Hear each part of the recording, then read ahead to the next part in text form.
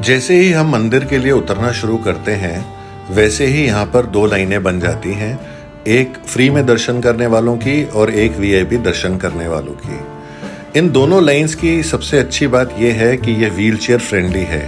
मंदिर में एक छोटा सा जल स्रोत है जिसे कोटि तीर्थ कहा जाता है।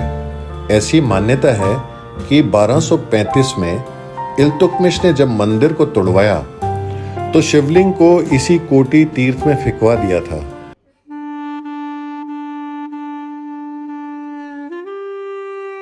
महाकालेश्वर मंदिर भारत के 12 ज्योतिर्लिंगों में से एक है।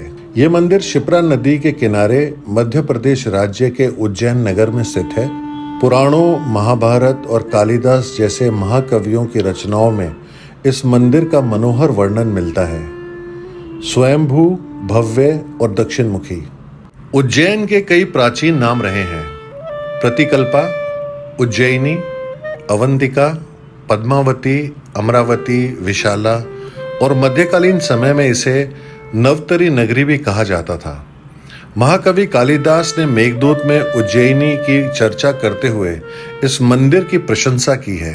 मेरी हमेशा से ये कोशिश रही है कि मैं अपने व्लॉग्स में ऐसी जानकारी दूं जो रिसर्च ओरिएंटेड हो और आपको गूगल करने से नहीं मिले। ऐसा ही मेरा एक ऑब्जर्वेशन है। जैसे ही मैं इस मंदिर में दाखिल हुआ तो मैंने देखा कि ग्राउंड लेवल से हमें लगभग 70 से 80 फीट नीचे जाना है। क्योंकि मेरी हिस्ट्री और आर्कियोलॉजी में रुचि है, इसीलिए मुझे अंदाजा हो गया कि यह मंदिर वाकई ही बहुत पुराना है।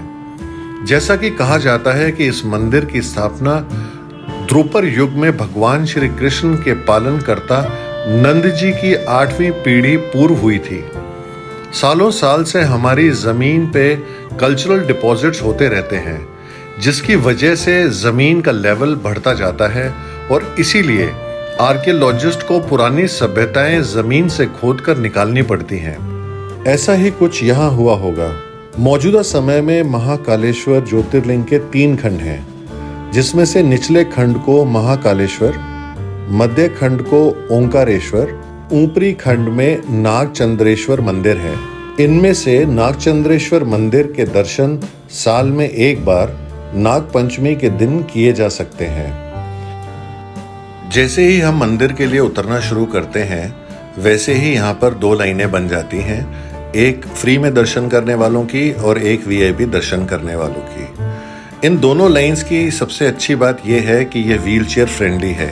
अगर आपके साथ कोई बुजुर्ग ट्रैवल करना चाहता है या दर्शन करना चाहता है तो उसके लिए ये बहुत ही बढ़िया पैसेज बना हुआ है।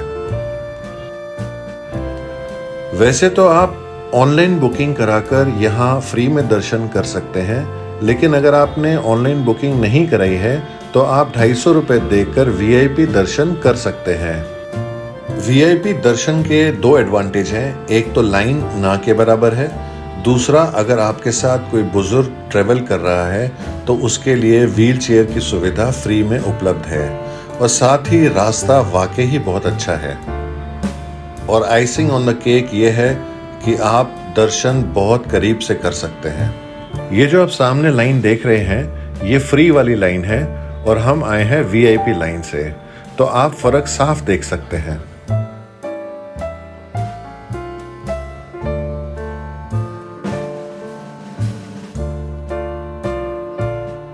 हर सुबह महाकाल की भस्म आरती करके उनका श्रृंगार किया जाता है और उन्हें ऐसे जगाया जाता है। इसके लिए वर्षों पहले शमशान से भस्म लाने की परंपरा थी।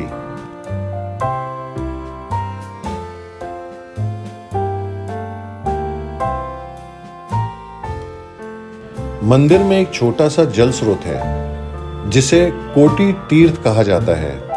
ऐसी मान्यता है कि 1235 में इल्तुतमिश ने जब मंदिर को तोड़वाया तो शिवलिंग को इसी कोटि तीर्थ में फिकवा दिया था।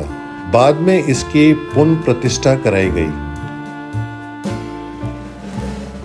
उज्जैन का एक ही राजा है, वो है महाकाल बाबा।